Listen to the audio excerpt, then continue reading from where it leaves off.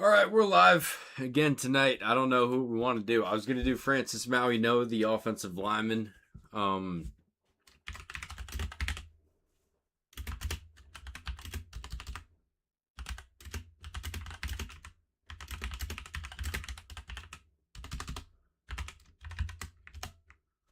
and I don't know if that's great content for doing this live. And just because he's an offensive lineman, I have no problem doing it. But then I was like, at the end of the day, I'm not the one watching this. Yeah, I'm watching the film. I don't care who I watch. Might as well get some views on and see who you guys are in the mood for because, dude, we're what, 3 weeks away from the draft at this point. I'm getting kind of stressed, not gonna lie. I don't know if you guys can see my whole wall here. We got a lot of players that we got to do in the next 2 or 3 weeks, and I don't have as much time as I wish I did, or as I did at the beginning. And what's up, Nile Web 23? I've became one of your favorites to watch for film breakdown. I appreciate it, man. Seriously, like I know I reach out, I do a pretty good job of responding to you guys that I appreciate for the positive comments and all that kind of stuff. I really mean it because I'll tell you what, if you guys are pretty new to this channel, I started off doing like recruiting breakdowns, and I've gotten a lot of negative feedback back then. And it wasn't so much that I didn't know what I was talking about, in my opinion. It was a bit more that when you're talking about high school kids, at the end of the day, these are recruits. Like a lot of people understand why we're so critical about draft players,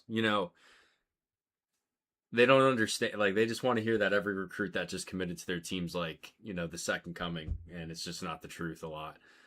Yeah, but Nile Webb, whoever, is there any player that you want to watch tonight?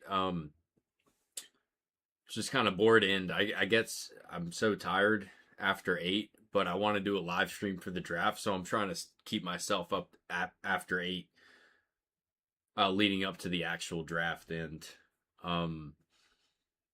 yeah, is there any guys that you guys want to talk about? We can watch film if you want. I have it pulled up if we want to do that. Whatever you guys want to do, I'm all for it. You want to talk about college football even? I'm not going to lie, I'm getting kind of sick of doing draft content. I'm kind of getting excited for spring ball, but, we'll finish out this last month strong, and we're almost there. No, I love the draft. It's just like we've been on it since February on this channel, and I'm starting to look ahead a little bit, I guess. Starting to look ahead. So is there any players you guys want to watch? Because I'll just do Maui No, the offensive lineman from Miami, if you guys have no preference. That's what I'm trying to do this week. But whoever you guys want to do. Maybe I'll just pull up his film.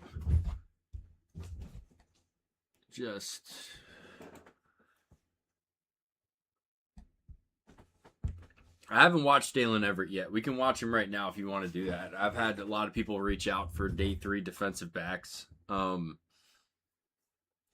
we can do that right now. Why not? We'll do Dalen Everett. Any games that you want to watch? Any Georgia games? I'll just get that set up right now. It'll just be a couple minutes.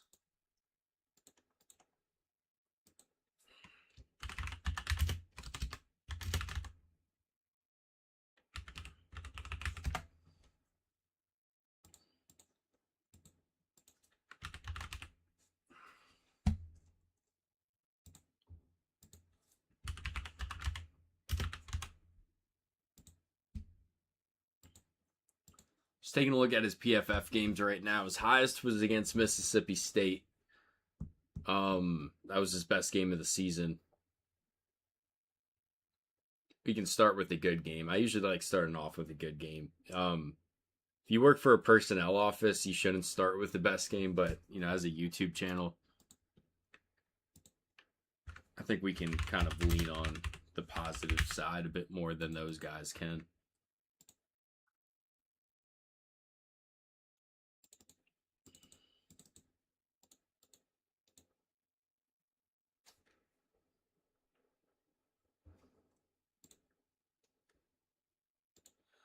Yeah, I wish I could talk more about NFL needs.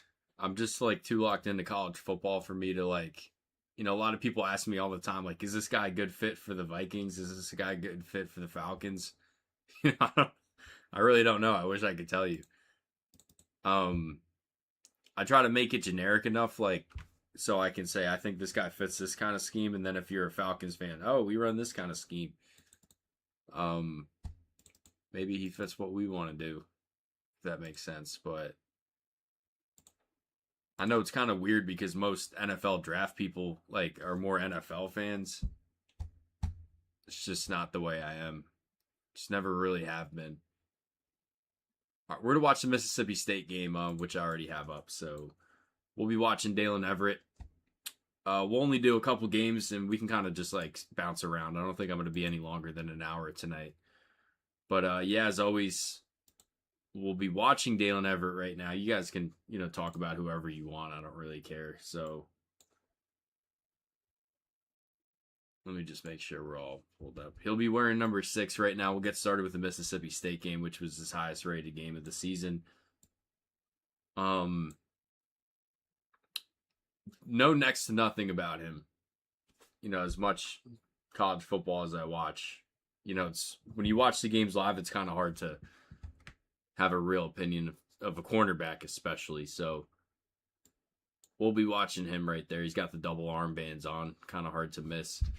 If you guys want me to go back to a play or anything like that, please reach out.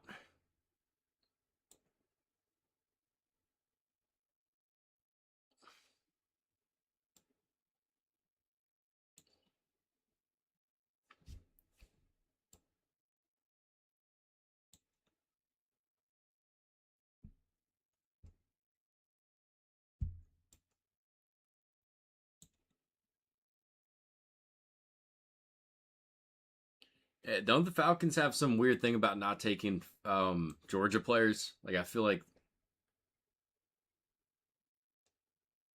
I can't really name anyone off the top of my head. I just feel like somehow they don't end up drafting those in-state players from Georgia.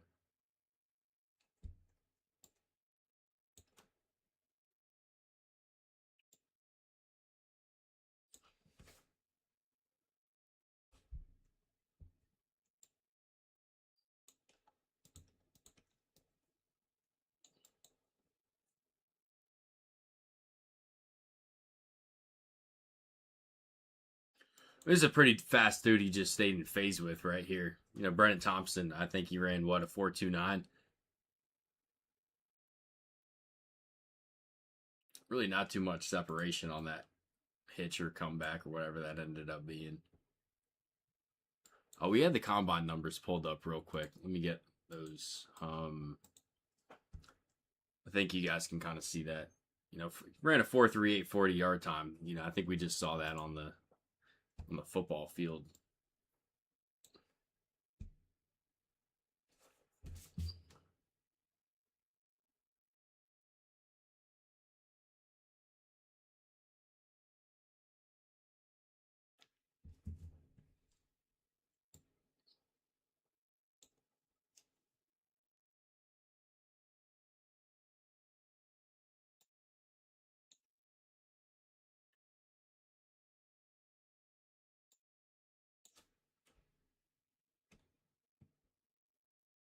Yeah, they took Jalen Walker last year. Yeah, I know I've seen it on Twitter a lot. Because obviously a lot of Falcons fans are also Georgia fans, and they complain about it every year. It's like it'd be one thing if they weren't like winning national championships the way that they do.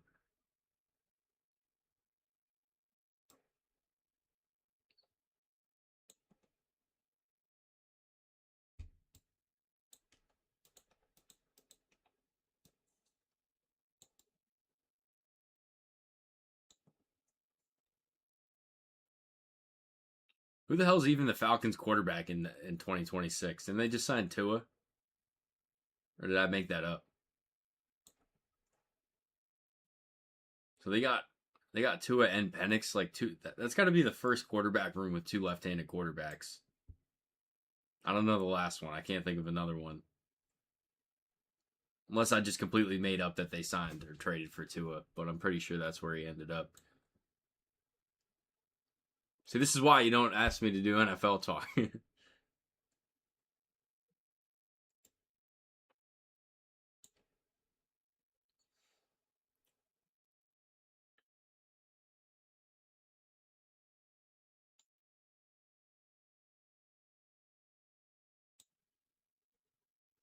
Dude, I don't know because I'm a Jets fan. I know I say I don't watch NFL, which I don't. But like I'm technically a Jets fan and I don't really know who I want them to take. I actually want them to take Sonny Styles. Like it'd be one thing if I was completely sold on any of these other edge rushers like being like home runs. I don't know. I haven't really watched David Bailey yet, like enough to have a whole opinion. Um I think Arvell Reese is a project. Like let me put it this way: if I was playing Madden and I was the Jets drafting, I would take Sonny Styles. Like I think the thing a lot of people don't really realize with him is like, yeah, he's not as strong as Arvell Reese, but he's a much better football player than Arvell Reese is right now. And like you want to talk about, okay, Arvell Reese has a value as a pass rusher. I don't know, man. I think Sonny Styles is pretty fucking good. They're not going to draft him second overall, obviously, but that's what I would do. I think Bane's going to be a stud, by the way, for the record. I know that's kind of like the hot button debate, and I think it's an important discussion. I don't think he goes second overall, though.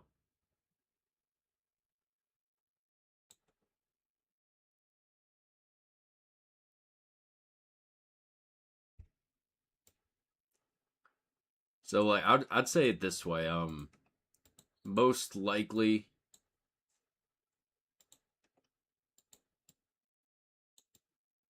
I don't know.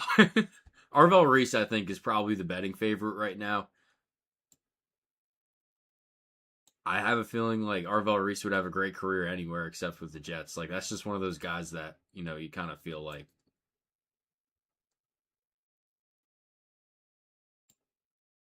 it's like the kind of player with that kind of team. I don't know if it works out. I don't know. I think he's a good player, but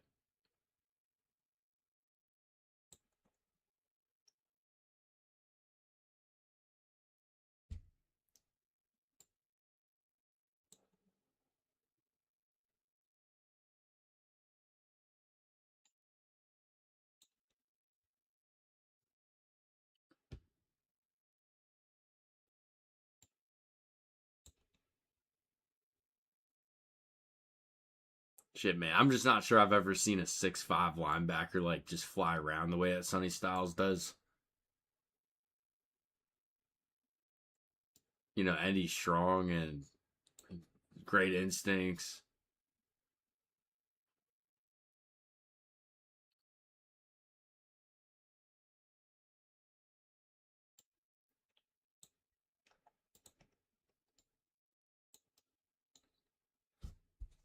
I feel like we haven't seen Dalen ever get thrown at this entire game. I guess that's why he had such a good PFF game.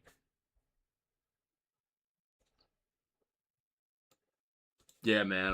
Do you follow college football at all, or are you just NFL, just Falcons? Because I'm very curious to see how some of my subscribers that I've picked up during this draft cycle. It happens every year. A lot of them are gonna hate the stuff that I put out all summer, but I don't follow the NFL. Um, like I'm gonna start doing more 2027 guys, like the 2027 draft, like the week after the draft happens. Like I'm talking day three's on Saturday, right?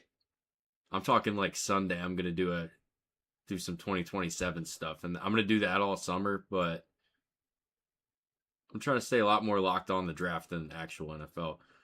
What's up, my guy Kenny 49ers?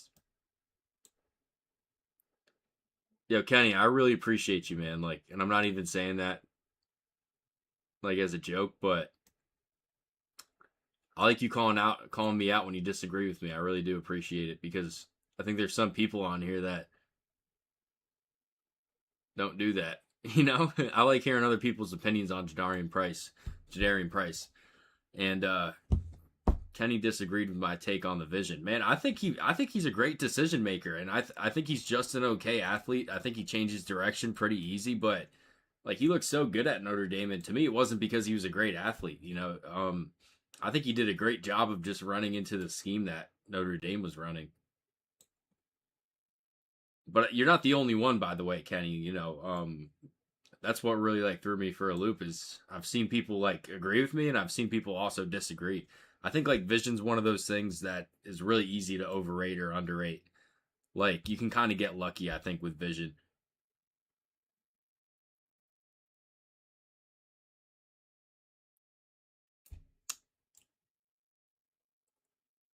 Oh yeah, I appreciate it because like yeah, you're right. Like a lot of people are on my side with it. That doesn't make me right.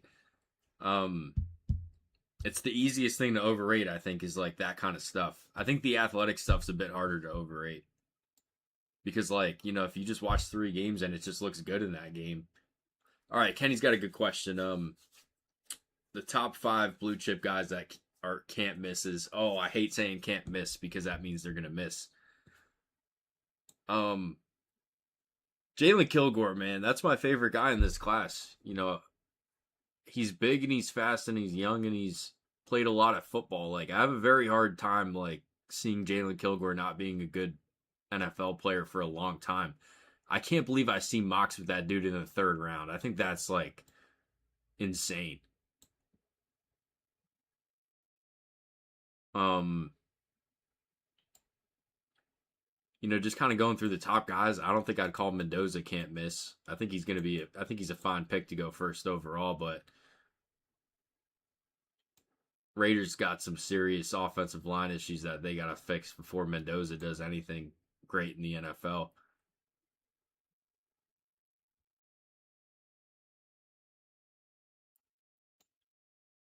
Yeah, Kilgore, I have a hard time not seeing pan out. Um, I don't know how the hell you couldn't like Jalen Kilgore. I haven't heard anybody say a bad word about him. What did our guy Dalen Everett just do? I'm like only half paying attention. Um,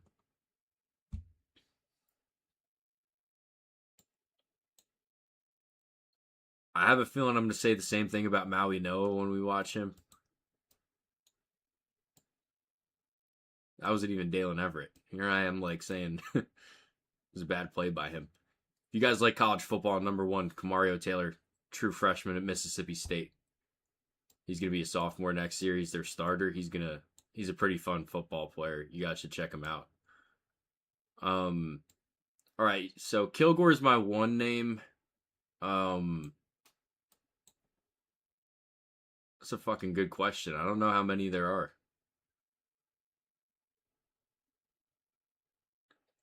Like with all the edge rushers, like I don't want to say David Bailey is. I definitely don't think Ruben. You can say Ruben Bain is. I think he's going to be a good player. I'm just not sure. I'd say he's can't miss. Arvell Reese definitely not a can't miss. Sonny Styles. I think that's my other one that I'll say. Sonny Styles is a guy that if he doesn't do anything in the NFL, like that's just you can't even really get mad at him, or you can't get mad at the draft pick. I feel like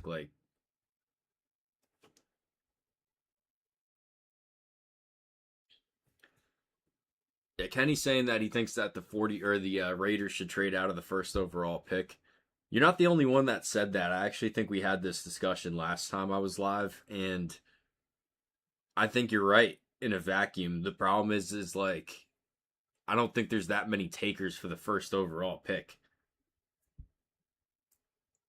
Like everybody, at least the way the media makes it sound, is looking forward to the 2027 draft where there's a lot more quarterback prospects, which I think is like kind of dumb because a lot of these guys were guys that were supposed to be in this draft. Like Dante Moore Dante Moore went back to school for different reasons. Like he would have been a second overall pick in this draft. Um Sam Levitt's a guy that had to go back to school. Lenore Sellers had to go back to school. Arch Manning, I don't think he would have been I don't know, it would have been interesting if he would have came out. Dude, I don't know. I mean, I have a hard time seeing Sonny Styles. Like, I don't know who wouldn't want Sonny Styles. Like, I think he's a guy that doesn't really fit like one specific scheme. I think he's a guy that's just, he's just big and fast. That's what it comes down to. We make things a lot more difficult, but he's big and fast and he's a good football player. That's like that third dimension. Yeah, so like my point with I'm sorry I'm all over the place right now. I try to watch Dalen Everett, but I just couldn't really pay attention. Like I'd agree that it would be worth the Raiders to trade back, but it's like at what price? I'm not sure that there would be too many buyers for the first overall pick. That would give as many picks as like you should get for a first overall pick, if that makes any kind of sense. So I think like it makes sense for them to just kind of stick there and draft the guy, because at the same time, like you're only gonna pick first overall so many times. Like even if the Raiders suck next year, there's other teams that are just as easily could be worse. So it's kind of like you have to draft a quarterback when you're in that position. And I think Mendoza's fine. I think he's just a guy that needs a lot of things to be good around him to really play his best football. Like, I think that's really the product of the offense that he played in Indiana. But like you said, he just really, who did we just watch? We just watched Ty Simpson, and when we talked about Mendoza dealing with the pressure, he looked a lot better at it than Ty Simpson did. And those are the two first round quarterbacks. So, like, I know Orvalowski got a whole lot of hype this week or whatever for saying that he'd take Ty Simpson if he was the Raiders. Dude, Ty Simpson would get killed behind that offensive line. He's a better athlete than Mendoza is, but like I think Mendoza does a much better job just kind of preempting that pressure in front of him. He still doesn't do it well, but what was the question? So I think the Raiders, I think it's a good draft pick, I think he's fine. I think people just kind of expect the guy that they draft first overall to be generational every single draft, and that's just like rarely the case. Looking ahead, I don't know the next time that we'll talk about a generational quarterback. I'm not sure there's one in 2027. I'm a big fan of Sam Levitt, by the way. If you guys want to attach a single player to me in the 2027 draft, it's Sam Levitt. I think he's going to have a great season at LSU, but just a great athlete, great arm. He's a pretty good quarterback also. A lot of people kind of just assume that everything that went bad at Arizona State was on him, but I don't know. I thought he played pretty well. I think he played better than people give him credit for. Yeah, like I think Mendoza like day one would have had a much better season, like year one with the Jets than he would with the Raiders, just because of the offensive line. That's really it. It'll be really interesting. I'm really interested to see the way that it turns out. No, dude, I can't wait for you guys to get proved wrong with this whole Jordan Tyson thing. Man,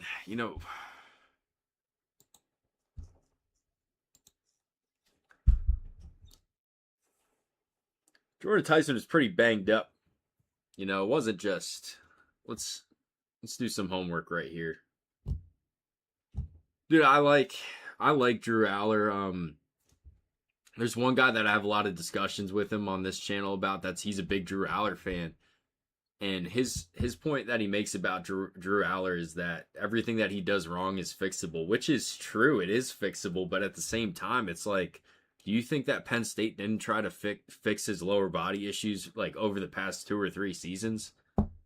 My real issue with Drew Aller is like my real issue with Drew Aller is like every throw is like a circus. It's like he spins a roulette wheel, and it's like, how is this ball going to come out of my hands now? And that's how it, or how, like, he loses so much accuracy because he's just all over the place every single throw.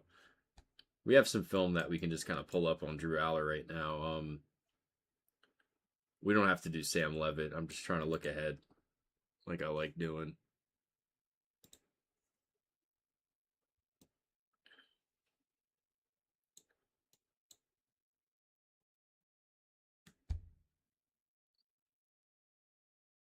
All right, like he has a great arm. Drew Aller has an NFL arm. There's never a doubt about that. Like these are the kind of throws that get me real excited because this is a 3 or 4 yard out. But look at how fast this just comes out of his hand. It just explodes off of his freaking hand. That's why, like, when you hear people talk about why he's going to be first or why he has a chance to be in the first round, you know, it's him being 6'5" and it's him having a friggin' cannon like that. Because that's the stuff that you can't teach.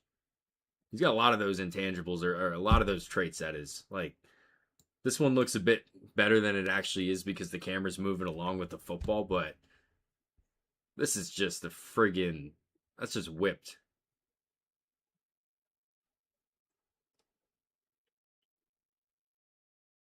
We'll have some bad throws mixed in here, but we'll know them when they come up.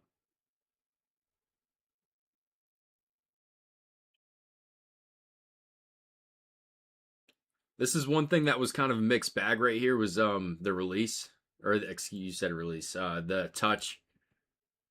He makes some of these nice throws where he can just kind of like drop it in the bucket, and then sometimes he'll kind of lose some accuracy on it.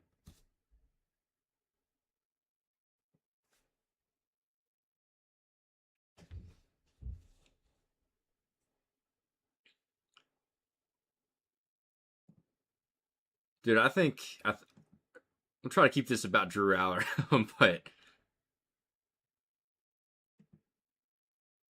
yeah, I think a lot of people just turned on Sam Levitt, because he is kind of a douchebag. Like without, I don't know him, and I would never say this in one of the videos that I make, but when you kind of hear Kenny Dillingham talk about him a little bit, um, and just kind of like putting all the pieces together, it sounds like he rubbed a lot of people the wrong way. We'll kind of move on to some bad throws with Aller right now. We saw some nice touch throws before. It's just like you'll get these every now and then where the accuracy just completely goes away when he tries to drop it in the bucket like that.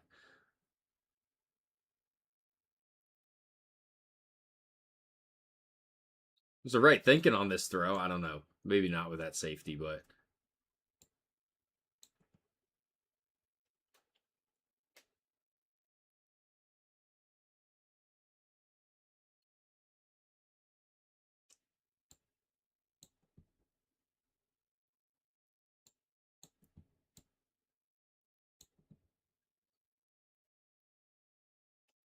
yeah, this is the shit with Aller. This is what really scares me. I think the touch is what is what it is. He put a lot of good things on film that he can do it. Just has to be a bit more consistent with it. Another issue that I'm not going to really get into right now because we don't have a lot of time, but a lot of times, like, you know, the pro style offense that Penn State runs, when he kind of came to the second side of the field, like, he just made some really bad decisions. When we watched Ty Simpson the other day, like, he has a much better feel.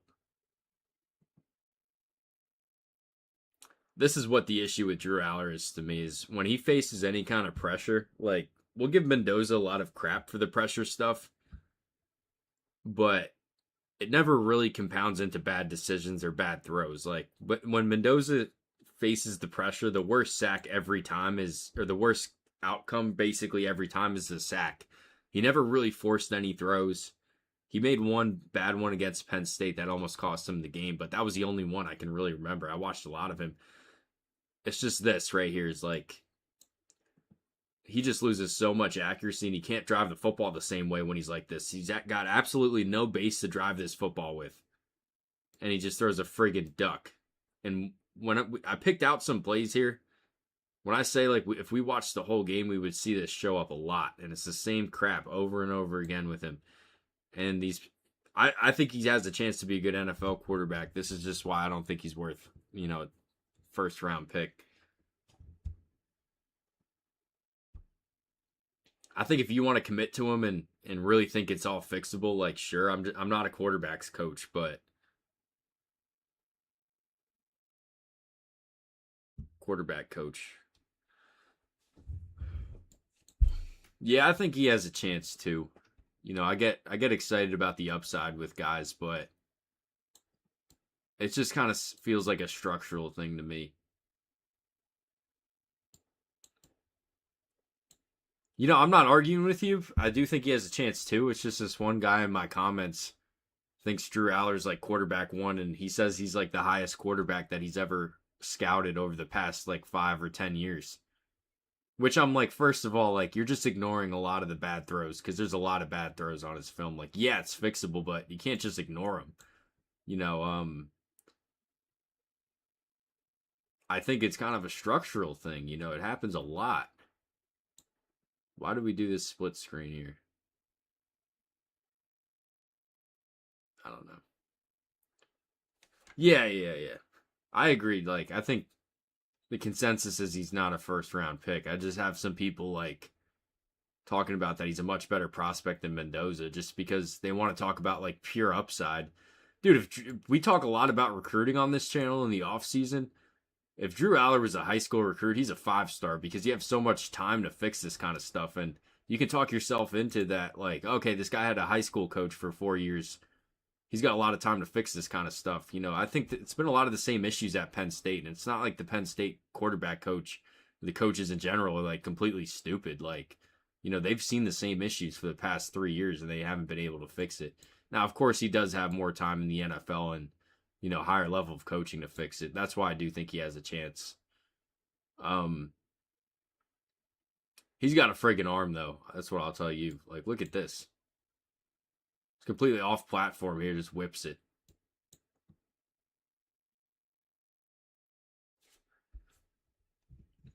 Yeah, I think some people with the draft just like they want to have these crazy opinions just to be different. You know, if I ever have a different opinion, it's a lot easier to, I'll tell you this, it's a lot easier for me to stay with the consensus. I'll try to go against the consensus if I actually believe, like, you know, they're overrating something. But yeah, let's call this dude the best quarterback in this class. I think you're just overlooking a lot of things. You're allowed to have your own opinion, you know, of course, but I agree. I'm with you, Kenny. I think third round. I think talent wise, he's actually worth a second round pick. It's just like very rare to see one of those second round picks actually get a chance. You know, what Shuck did last year, I remember I was talking to one of my friends about it like last off season, like after the draft. I was like, this is like when you draft a quarterback in the second round and he was 26, I was like, there's no way it's gonna work. Like I thought he's a good quarterback at Louisville. I was just like, he's never gonna get a chance to actually do anything. And I was wrong. You know, shout out, good call by the Saints. The point that I'm trying to make is like when you draft a quarterback in the second round, it's just kind of like when you draft him in the first round, you're committing to him. When you draft him in the second round, you're not really committing to him. And at that point, you might as well just take a position player that's going to actually affect your team like year one. Because there's still a lot of good talent in the second round, right?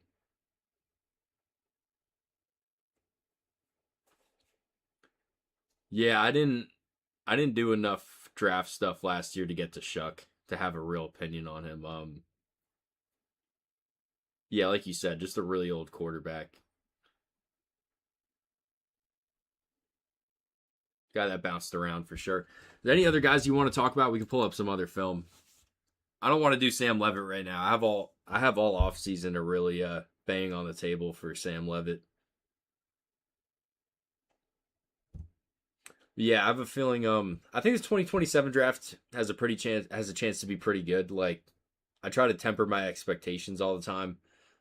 I get excited about the quarterback class, not about the specific names, just by the pure volume or the pure quantity of names. Like there's a lot of guys that are just going to fade from existence, but it's like if even half of them are still around. Yeah, I have to still watch Cal McCannis.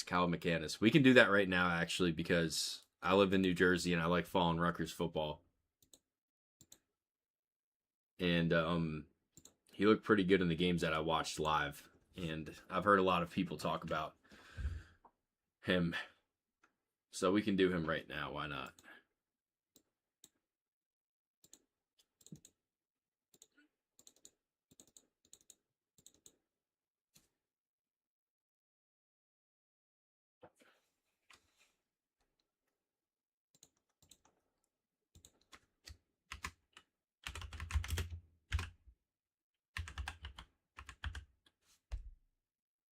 Oh yeah, we're in North Jersey. I'm on the shore, Central Jersey, if that's what we mean. Is there any Cal McManus? I can't even say his name. Cal McManus games that you want to watch? Specific Rutgers games. Josh Getsky. Okay, I don't know who that is. My bad. We're gonna do some Ethan, and then we'll get to other guys. But I don't think I'm gonna be on past 9. Yeah, I'm a bit further north than Asbury. I don't want to dox myself. I don't actually care though. You guys come and say hi if you want.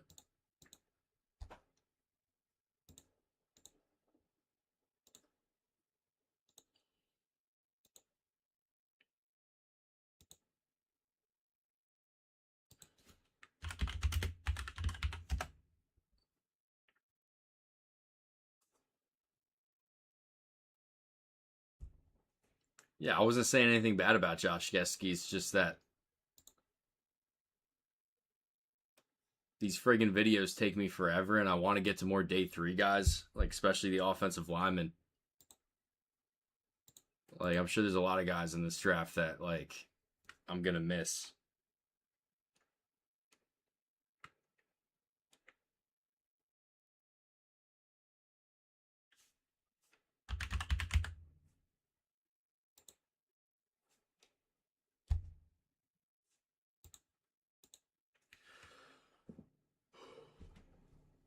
Damn, Cal McManus finished with a 90. He finished with an 89 PFF grade in 2025. Like that's crazy. I know the PFF grades you can't really read into them too much, but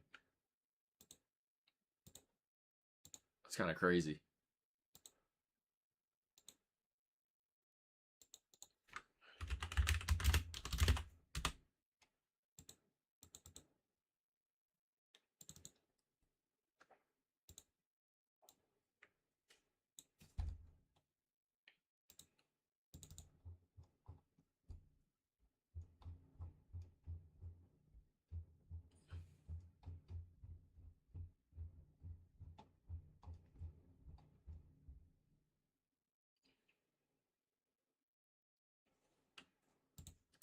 All right, we're gonna watch the Rutgers Penn State game. That'll be the first Cal McManus game that we watch.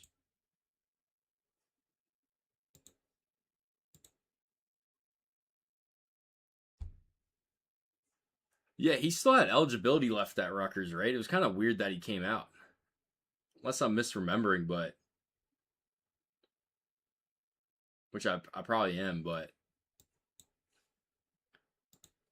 they just give dudes so many years of eligibility now. All right, we're gonna be watching the Rutgers quarterback right now. Ethan Cal McManus finished 2025 with 3,100 passing yards, 20 touchdowns, 7 interceptions.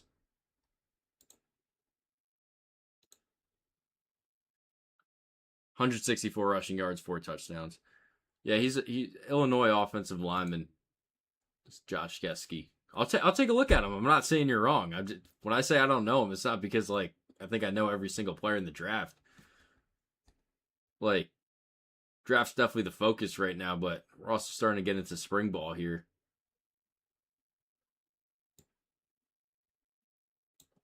Just meant that I didn't know him off the top of my head. Many such cases.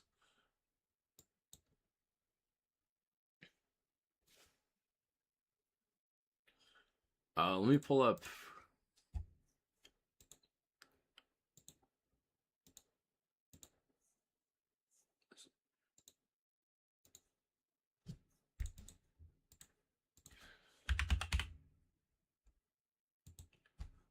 So we got Calvin McCannis at 6'3", 210 pounds. On our website, we-draft.com. You guys can't really tell the grades right here. Got a 7th round grade on him there because of the arm strength, the touch, and the anticipation. The weakness being the off script ability. We'll take a look at some film right now.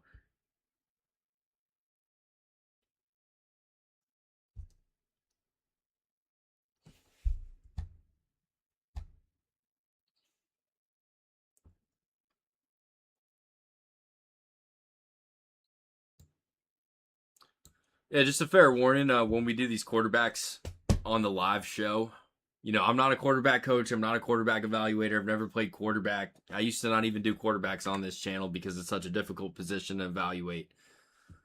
I think you need to really watch like 4 or 5 games to even like begin to have an idea of what you're getting. So, I'm going to try to talk right now to keep it a bit more interesting, and it's going to be a lot more of a stream of consciousness than it is going to be an actual evaluation. We're just 1 game in, so just bear that in mind. And you guys feel free to do the same thing if you guys have any opinions. If you want me to go back to a play, if you guys notice anything. Kaliakmanis, how's that? And there's no scheme, right? I say this all the time. There's no King Cold football team. We're not drafting him to fit into our scheme. So, we kind of have to be a bit more generic and understand that depending on what scheme we'd be running, we're going to like a guy a bit more than another. We also get to watch KJ Duff, number 8 at Rutgers, who's a 6'6" wide receiver I'm really excited about him. Too excited about KJ Duff right here, 6'6".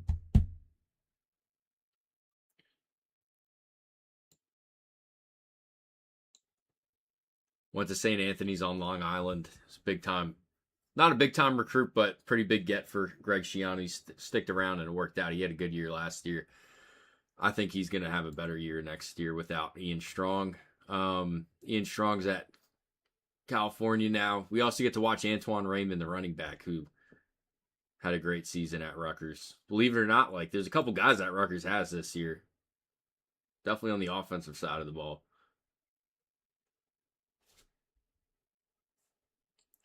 No, it's not just you, man. I've heard other people talk about him.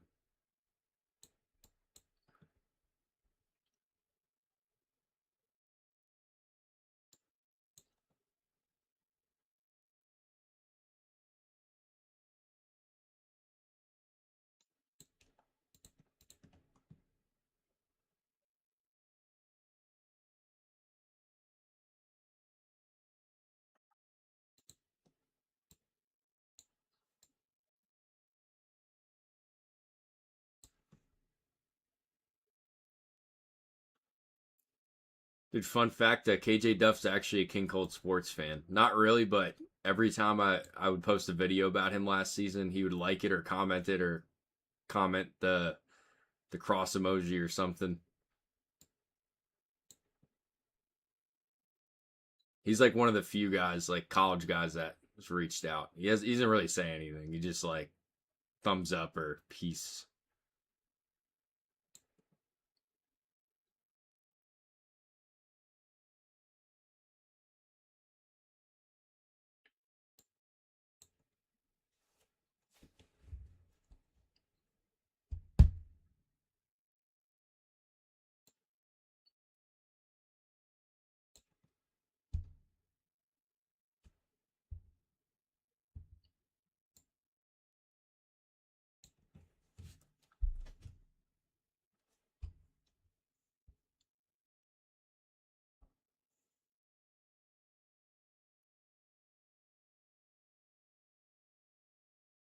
Yeah, still early, but I think you see him go through his progressions pretty well. He's played a lot of football.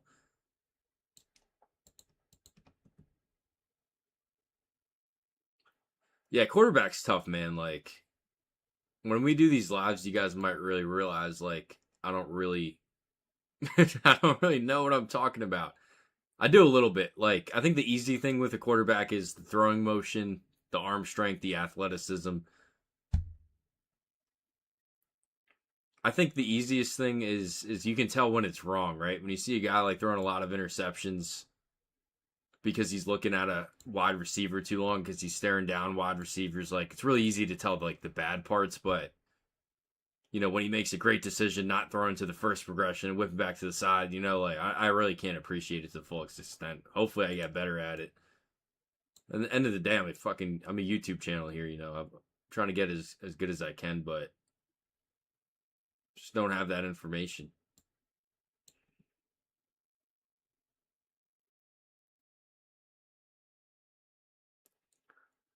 Like, I think you can tell everything happens fast. Sometimes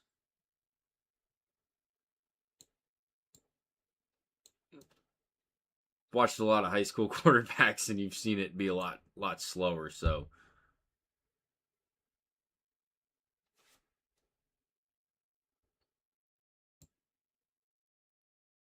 yeah, of course, man.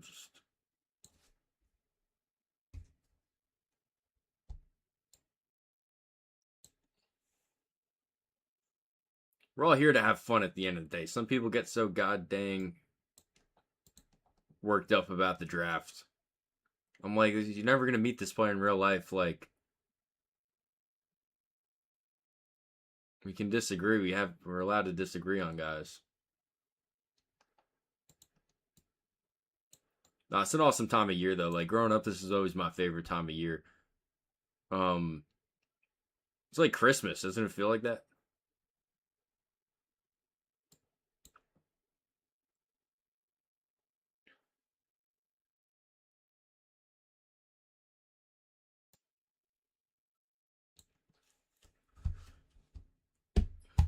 We got 7 people on here right now. We're watching the Rutgers quarterback, Ethan Callie McManus, by request. If you guys have any opinions on him, if you want me to go back on any plays, always reach out. Definitely want to do that. Like I said before, quarterback's a very difficult position to evaluate. Just trying to get some clips in on him. But I think you can tell everything happens pretty fast with him.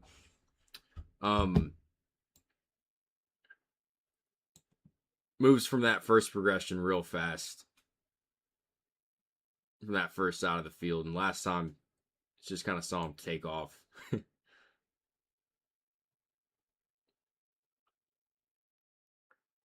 Like, I think we had somebody on the website talk about the off script ability be a weakness with him right now.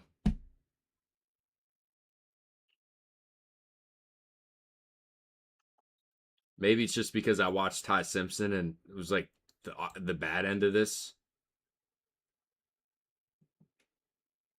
But like, this is something like watching all the Ty Simpson games, you really didn't see this with him. And what that was to me is just the internal clock. It's a good job. He's downfield, the eyes are downfield, but he's feeling what's like in his general vicinity, and he feels it gets a little too hot for him, and he's able to take off on that. And we watched Ty Simpson the other day, man. We did not see a lot of that.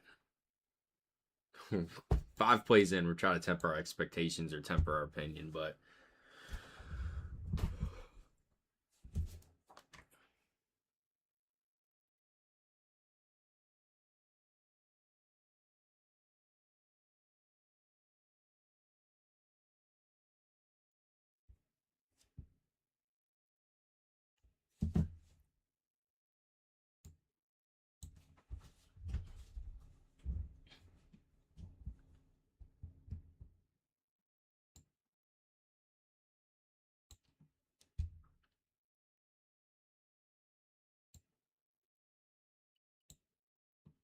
I can't believe Rutgers got both Antoine Raymond and KJ Duff back.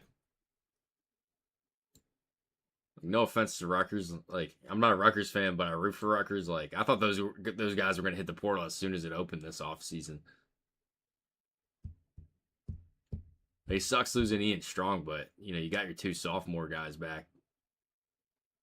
I don't know if they're both going to be at Rutgers in 2027, but they look like NFL players to me.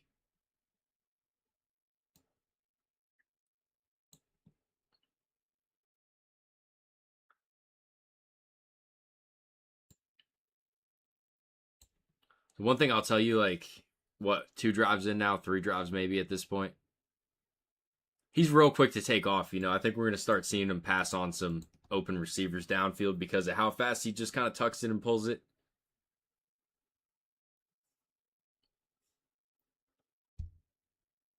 And this is kind of what I'm talking about where, you kind of run into a wall. Like, I've never played quarterback. I don't know if he sees, like, I'm not saying he did this on this play right here, but, against cover two or whatever this ends up being, if he knows that that means he's got an open running lane with these kind of routes going, I'm never going to really, I'm not at that point in understanding football. Like, as soon as he sees that zone coverage that he knows that he can just take off. But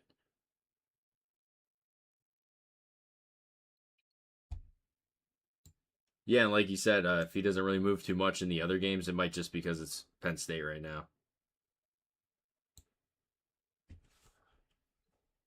But I think so far he's put a lot of good pocket things in, which like you don't really see a lot. We didn't see with Mendoza because he wasn't asked to do it.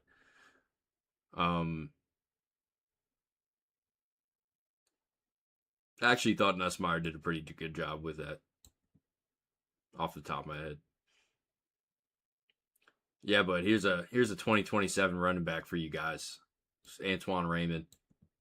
He's back at Rutgers. Really excited for him. I'll tell you, everybody's talking about the receiver and the quarterback class in 2027. When you start talking about running backs next year, I think that's going to be loaded too. You got Ahmad Hardy, Kwan Lacey, our guy right here, Antoine Raymond, Jaden Ball, LJ Martin. So they got a chance to be a really good running back class.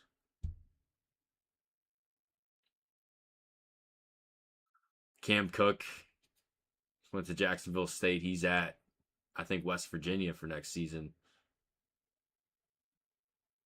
Look at this shit. Look at our guy, Antoine Raymond, man.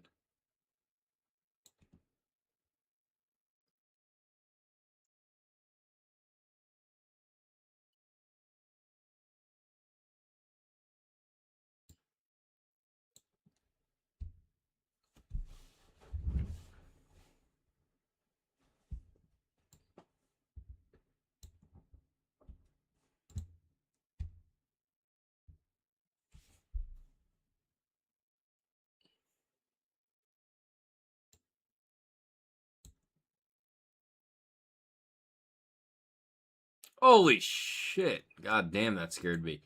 He's done a good job with this so far. Yeah, one thing I'll tell you about our guy Calvin McCandis right now, something that kind of drives you crazy is a lot of these quarterbacks like love bailing from these pockets this way and that way. But like when you kind of burst that way, you're kind of losing yards here because you're not running towards the line of scrimmage. This is a miscommunication between the offensive line and the quarterback or something. And this guy comes from depth.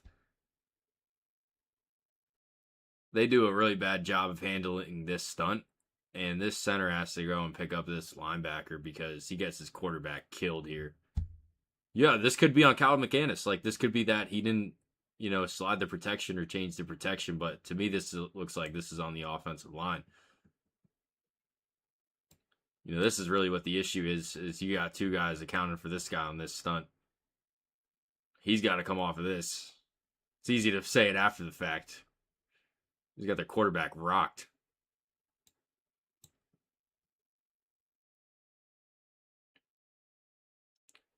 Hey, but look, I'll tell you something about Calvin McCandis. So one play later, he's just like he didn't even get hit. He's back in. That's why they have a concussion spotter in the NFL. But if this was the NFL, he would have got pulled out. He got killed and he threw a touchdown pass the next play. This is probably busted coverage, but this guy looked like the sniper hit him, but he threw a touchdown. Give him a lot of credit for just getting his brains mashed in.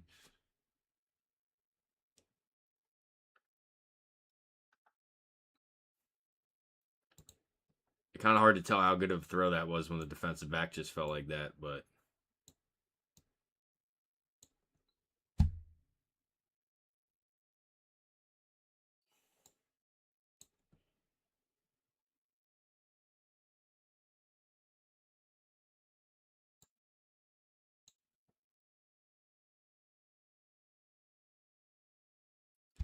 yeah, he ate that sack up, man. I would have been If this game happened in November, I think I still would have been on the turf on Shai Stadium right there in Piscataway, New Jersey. You guys would have seen me stretchered out of there in the RWJ Barnabas Hospital and everything. No, yeah, like all jokes aside, it was a great job just kind of taking that hit and rolling with the punches. We said the same thing about Mendoza, man. Oh my God, when you watch Fernando Mendoza, you know who he reminds me of? I don't know who he reminds me of. There's some name in some other sport where he would just like take hit after hit and somehow he's like still up. Dude, Mendoza got like murdered in the Big Ten championship game against Ohio State. It was like nuts, like murdered, and he just kind of like kept getting up. And Miami in the national championship game too. Everybody saw that. This is beautiful throw right here.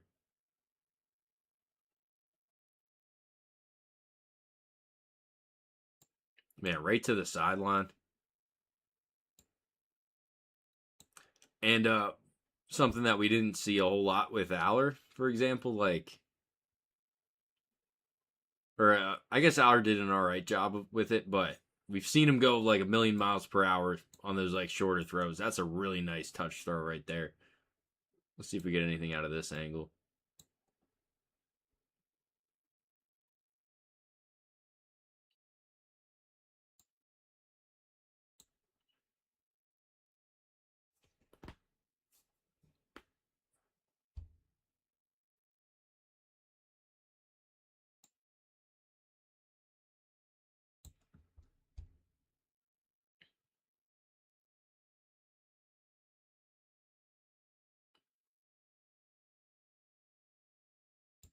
This is another thing I love about KJ Duff. I'm not trying to get too off topic, but like we just saw him like great deep route, right? Like he's got great speed for a guy that's 6'6". And this is a good throw by our guy, the quarterback right here. But like it's pretty easy to hit a guy that's 6'6" downfield. So you love what he brings like as a vertical threat. But then you got a guy that like he's not even open right here. And we could talk about some coaching points, you know, maybe get a bit better at getting off the press here. But he's able to just kind of bring this in because of how big he is.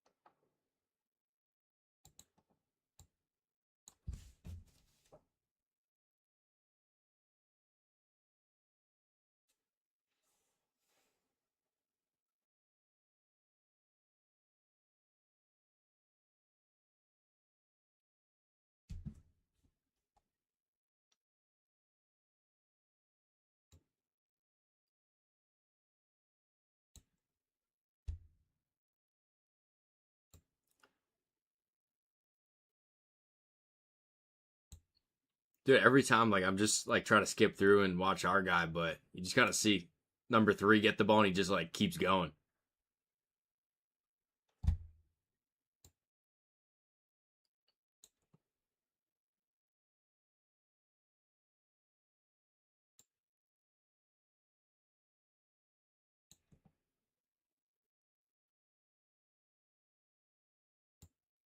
Yeah, this is what I'm talking about, that sophomore core that Rutgers had. I know a lot of people aren't excited about Rutgers football, but saw Antoine Raymond break off a 12-yard touchdown, and then it's KJ Duff.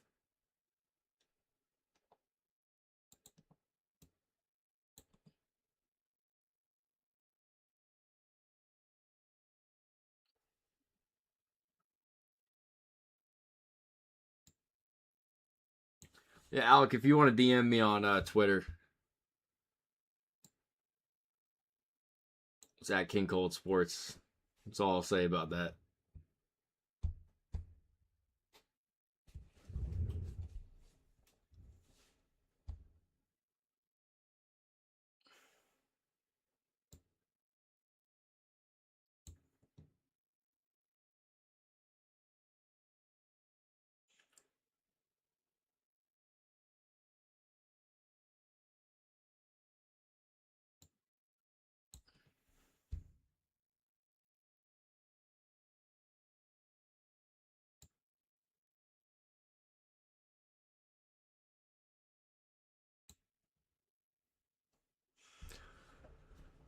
Yeah, I'm trying to get the names ready for the 2027 videos that I'm doing. Like, when I tell you guys I don't care about the NFL, like, I really mean it. And I know a lot of other people are going to do, like, oh, these are my top 5 steals of the 2026 draft, of the 2020, whatever. I, like, these are my best fits or whatever. It's not the kind of content that I'm interested in making. I want to start doing the 2027 position players, like, as soon as the draft happens. So I'm going to be doing the running backs, like one of the first groups, and I really want to put Antoine Raymond in that first group, but I don't think I will. I think the top 3 guys right now are Keywan Lacey of Ole Miss, Ahmad Hardy, Missouri, and LJ Martin at BYU. In no order, no particular order. But number 3 is pretty good too. Number 3 for Rutgers.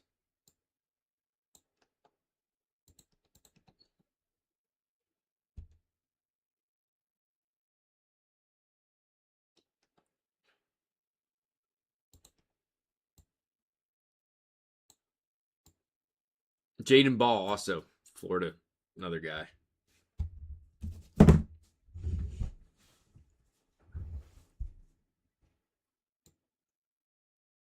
This is a 2-point conversion here.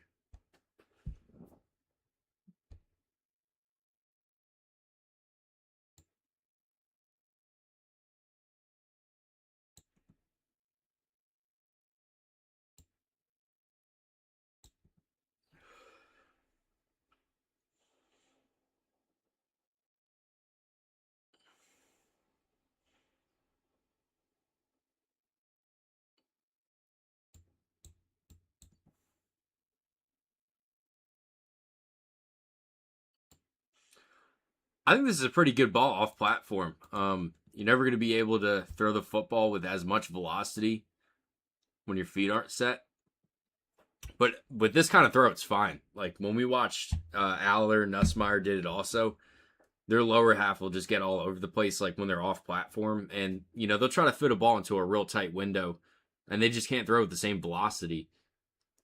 This is a fine throw to make without a platform because you're not throwing into a tight window. You're just kind of trying to drop it in, and your guy's beat. And honestly, I think in our guy Athan's head right now, he's not even really going for a touchdown. He's just hoping that the defensive back tackles his wide receiver and he gets a PI, which he's pretty close to getting. But I actually thought that was a pretty good throw to just kind of put it up there and give him a chance.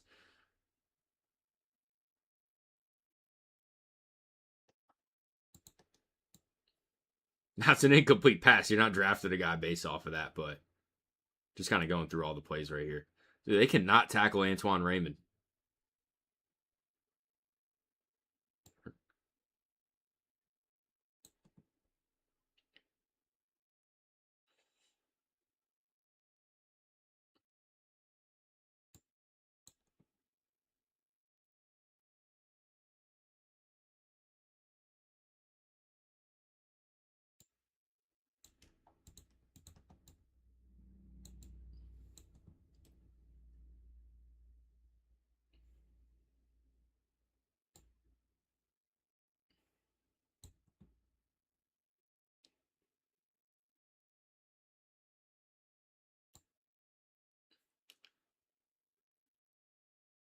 It's such a shame Rutgers lost this game too. Look, they're up by 3 right here with the ball. They're driving. The defense can't stop them. It's for bowl eligibility right here. Oh, this is awful. That's what just happened. That's how they lost the game right there. It's because of our guy.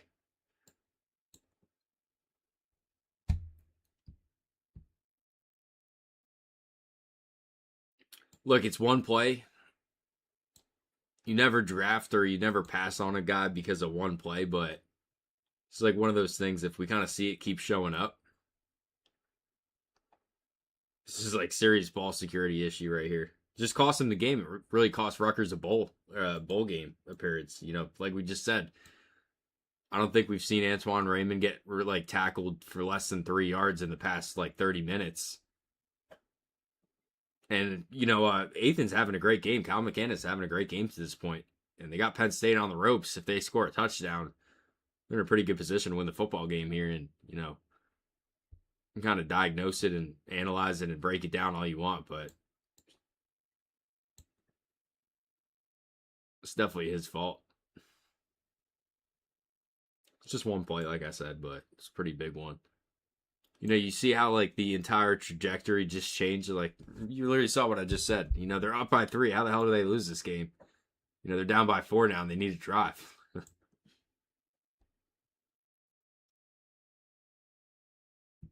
So we'll see how he kind of handles this last drive here.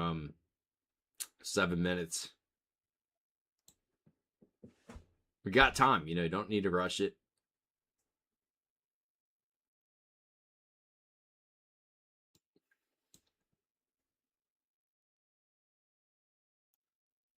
You know, I think at the beginning of the game, we kind of saw him do a much better job of having that internal clock. And it's such a tough thing. I think it's the toughest thing in football. I think this is why playing quarterback's so difficult. It's because you're looking down here, but you have to have such a natural feel for that spatial awareness and everything that's just kind of going on in front of you while like making good decisions this way. I mean, just think about that right now, like how difficult that is. You know, you have to read the coverage downfield. Like, you're allowed to actually look at it. That's fine. But you can't really just look at the offensive line in front of you. You just kind of have to have that feeling. And it's one of those toughest things that guys struggle with.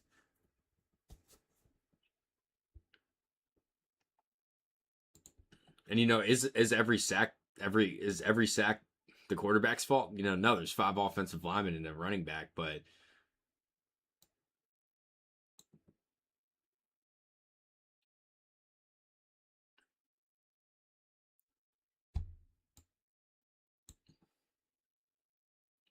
I'm not sure I'll call that his fault. I'll say that this sack in particular is his fault, but you know, there is a running lane right in front of him. It's so easy. I'm telling you, I hate doing it. It's just so easy to say when I'm sitting in my couch. I'm sitting in my chair on my YouTube channel, like talking about, oh, Cal McCannis should have hit the running lane to his left. Like, yeah, no shit, dickhead.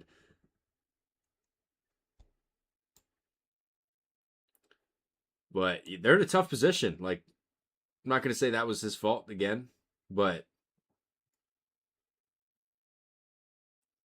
it's bad fumble and then a bad sack.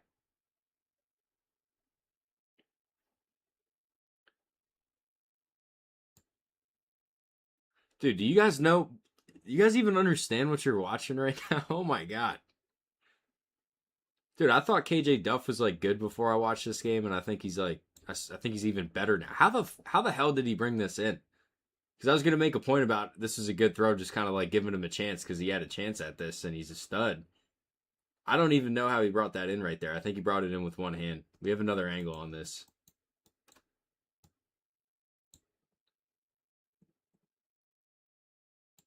You guys even realize what we just saw in live time right here? How the hell did he bring that in?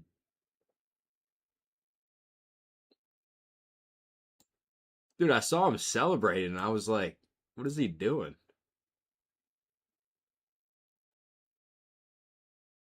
Dude, I think even this defensive back, I'm sorry to keep breaking this down, but I think this Penn State defensive back didn't think he caught it because he celebrates. Everybody's celebrating.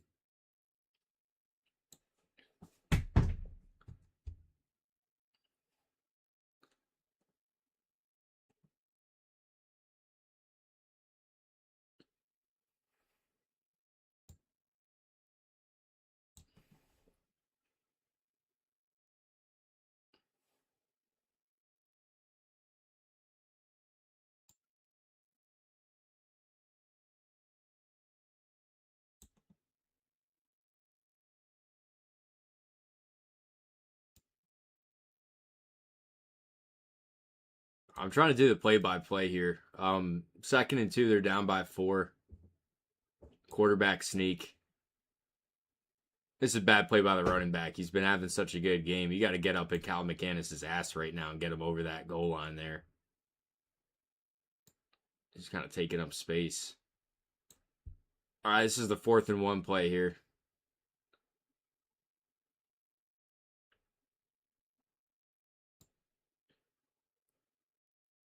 This is a bad play call, I think. We're going zone option on this right here, zone read.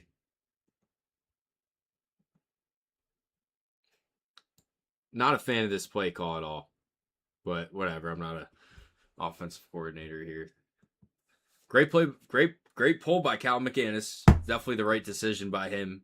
It's just nothing he can do at that point. That's how Rutgers lost the game, and that's how Rutgers didn't make a bowl game in 2026, 2025. Just kind of going through some of the plays. Like, I think he's got a pretty good arm. I think he processes things really fast. I don't think we really saw him make any bad decisions. It's a pretty good defense. I know they didn't have the season that everybody thought they would, but looked athletic in that game. That's not what we're supposed to see. And when I say that, I just mean when you hear other people talk about Cal McAnis, they don't really talk about that. I think you can see he throws with some zip on these shorter throws. I think his arm's just all right. I think it's good enough to be in the NFL. He played his ass off. You know, he really battled. We saw him take that sack. We saw him throw a good touchdown after that. And I know, like, a lot of people just kind of assume that it's Penn State Rutgers at the end of the year. It didn't mean anything. Well, that was for bowl eligibility. You know, the winner of that made a bowl game and the loser didn't. But yeah, the context behind that throw was he literally took like a real tough shot to the head and he got back up. This was the best throw of the game, I think, from him. If we're going to kind of nitpick right here, this doesn't really have to be as off platform as it was. You kind of see him shy away from the pressure right here. It ended up not mattering. I mean, that was a really nice throw to the sideline. You know, that kind of stuff is what makes me think he has a chance.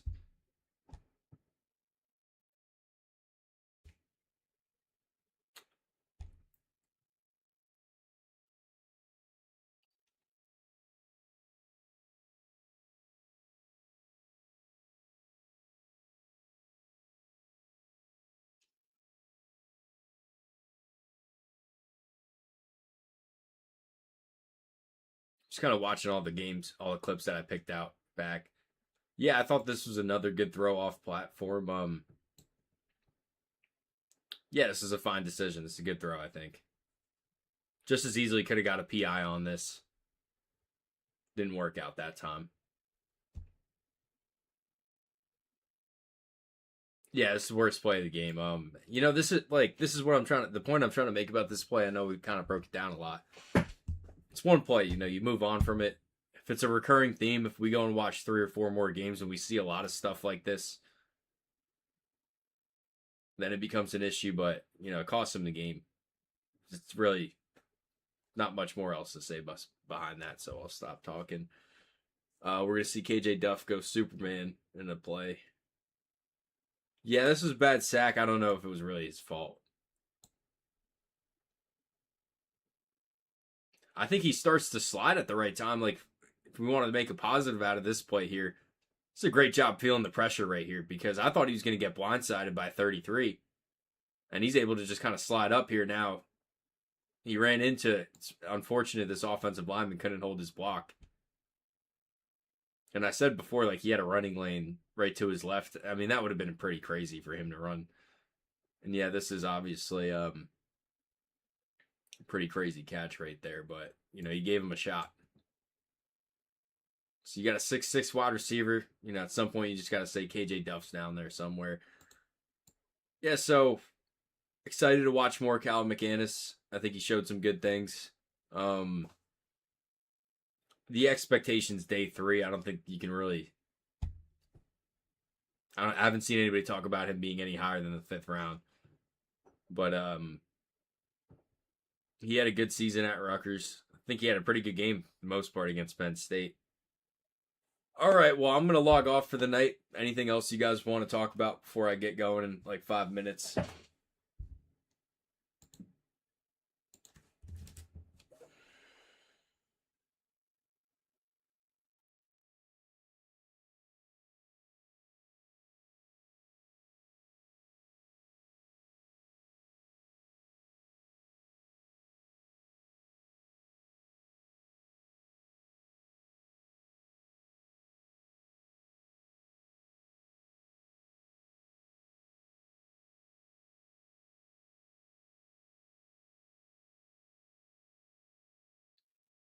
Yeah, so I'm gonna try to do these lives a lot more often.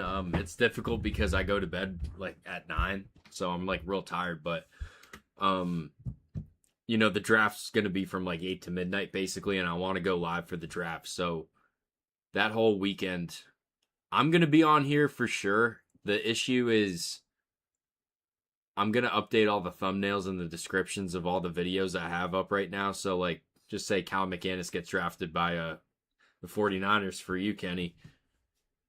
I'm going to switch the thumbnail so it says, Cal McCannis, 49ers, and all that kind of stuff. So I have to do that the night of the draft. I'm going to have another guy on here that's an NFL fan to kind of talk and have a back and forth with about the draft and stuff. So he's actually a Rutgers fan. He goes to Rutgers, funny enough. So I think that'll be pretty fun. So all that to say, I'm trying to stay a bit more active at night to kind of build up my tolerance for being up past 9 o'clock. But yeah, I really appreciate you guys for watching. Kenny, again, keep disagreeing with me on Jadarian Price, on whoever, and agree with me when you actually agree with me. It's a lot more fun that way. Have a good rest of your night. I'm definitely not going to be on tomorrow night. You might see me Friday, might see me Saturday. I'm going to try to be a lot better about getting more draft videos up this week and try to get more day 3 guys up. Dude, I'm kind of getting nervous. Like, we're less than a month away from the draft and we have so many players to talk about. So, especially that Illinois offensive lineman that guy was giving me shit about for not knowing who was it. I already forgot his name. Josh Geske. We'll make sure we watch him. Actually can't guarantee that. Maybe we'll get to him. Thank you guys so much for watching. Have a good rest of your night.